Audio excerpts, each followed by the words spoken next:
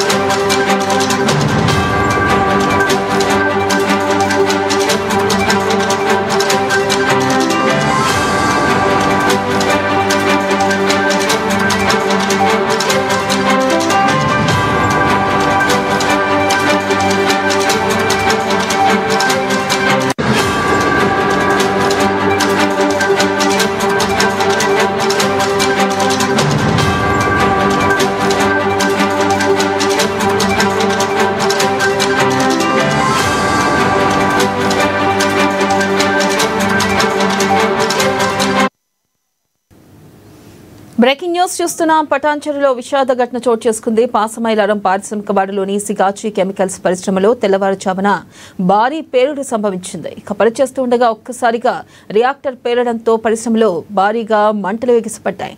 దీనిపై మరింత సమాచారాన్ని మా ప్రతినిధి రాజు గౌడ్ అందిస్తారు. రాజు గౌడ్, చెప్పండి, అసలు పేలుడు కారణాలు ఏంటి, అప్డేట్స్ ఏంటి? రైట్ వెన్నెల, సంగారెడ్డి జిల్లా పటాన్చెరు పారిశ్రామిక వాడైన పాసమైలారంలోని సిగాచి పరిశ్రమలో ఉదయం రియాక్టర్ పేలి భారీ పేలుడు సంభవించిందని చెప్పవచ్చు. ఈ పేలుడు దాటికి భవనం పూర్తిగా కుప్పకూలిందని మనం చూస్తున్నాం. పేలుడు జరిగిన సమయంలో పరిశ్రమలో సుమారు 70 మంది వరకు కార్మికులు పనిచేస్తున్నట్టు తెలుస్తోంది. పేలుడులో భారీ శబ్దం రావడం వల్ల కార్మికులు భయంతో బయటకు పరుగులు తీస్తున్న దృశ్యాలు మనం చూస్తూ ఉన్నాము.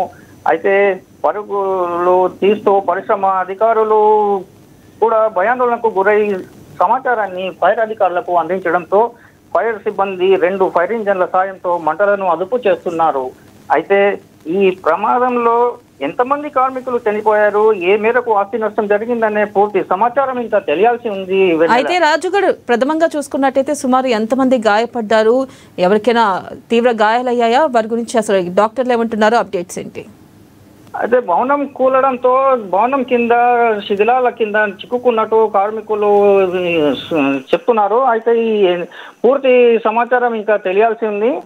అయితే పరిశ్రమలో ఎలాంటి సేఫ్టీ పరికరాలు యాజమాన్యం అమర్చకపోవడం వల్ల పాత గడువు పూర్తయిన రియాక్టర్లని వాడడం వల్ల పనులు చేస్తున్నందువల్లే ఇలాంటి ప్రమాదాలు జరుగుతున్నాయని కార్మిక సంఘాల నాయకులు ఆరోపిస్తున్నారు.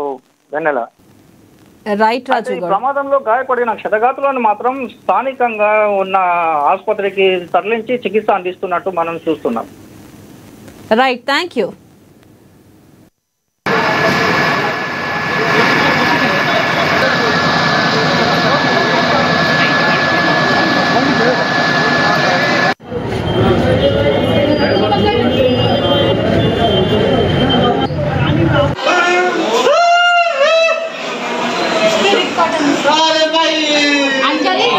बताओ।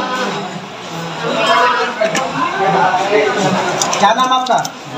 जो टेंशन मत कुछ नहीं कर।